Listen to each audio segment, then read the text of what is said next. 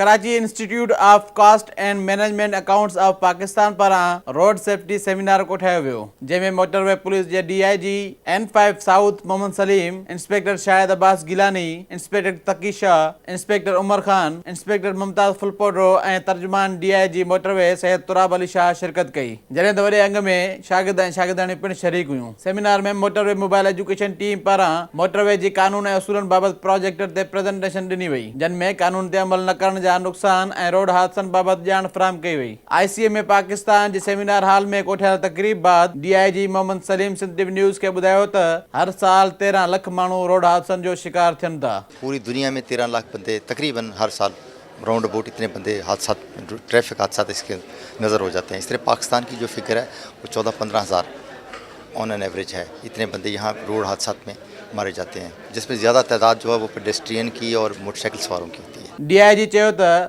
Over speed گاڏي هلائڻ جا تمام گھڻا نقصان آهن، تنهن ڪري عوام کي گهرجي ته موٽر وے پوليس جي قانون تي عمل ڪن. ہمارا یہ بھی ایک آبجیکٹو ہے کہ لوگوں کو پہلے ایجوکیٹ کیا جائے، لوگوں کو بتایا جائے، سب کو پتہ ہونا چاہیے کہ ٹریفک قوانین کیا ہے اور ان کی وائلیشن کیا ہے اور کس طرح اس وائلیشن سے بچنا ہے. میں تو جی لوگوں کو یہ میسیج دوں گا کہ چونکہ روڈوں کے اوپر حادثات کی تعداد اور اس میں ریشو بہت زیادہ ہے، تو لوگوں کو چاہیے کہ موٹر وے جتنے قوانین ہیں، ٹریفک کے جتنے بھی قوانین ہیں، اس پہ سارے سختی سے عمل درآمد کریں خود، اور عمل درآمد پولیس بھی عمل درآمد کروا رہی ہے. لوگوں کو چاہیے کہ وہ اس پہ عمل کریں، اور اس سے نہ صرف ان کی اپنی جان بچے گی بلکہ دوسروں کی جان بھی بچے گی. سیمینار بابت شاگردن چيو ته موٹر وے جي قانون ۽ روڊ حادثن بابت ڄاڻ ملي آهي. بہت اچھا سیمینار کروایا، ہمیں کافی چیزیں نالج ملی، ہمیں بہت سی چیزوں کی ہماری لیکنیس تھی جو کہ ہمیں یہاں سمجھ میں آئی ہے.